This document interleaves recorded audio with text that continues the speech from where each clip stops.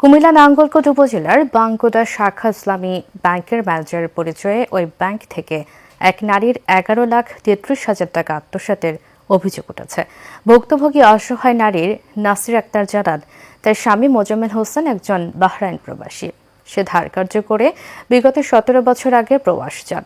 এরপর দেনা পরিশোধ করে কিছু টাকা জমা করেছেন ঘর করার জন্য। কিন্তু গত 26 নভেম্বর বাঙ্গুরা ইসলামী ব্যাংকের ম্যানেজার দেলোয়ার হোসেন পরিচয়ে বলা হয় তার ব্যাংক অ্যাকাউন্ট বন্ধ হয়ে যাবে।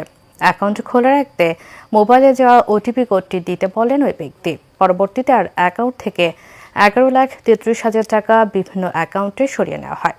এ বিষয়ে জানতে ম্যানেজার দেলোয়ার হোসেনের কাছে গেলে তিনি বিষয়টি অস্বীকার করেন। পরে লালমাই থানায় একটি অভিযোগ দেন ভুক্তভোগী। ইসলামী ব্যাংকের ম্যানেজার দেলোয়ার হোসেন ক্যামেরার সামনে কথা বলতে রাজি না হলেও তিনি বলেন ওই নারী হ্যাকার দ্বারা প্রতারিত হয়ে থাকতে পারেন।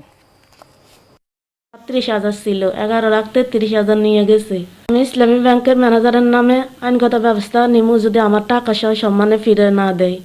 নভেম্বরের 26 তারিখ আমাকে ইসলামী ব্যাংকের ম্যানেজারে কল দিয়ে বলছে আপনার অ্যাকাউন্ট বন্ধ হয়ে যাবে 6 মাসের জন্য।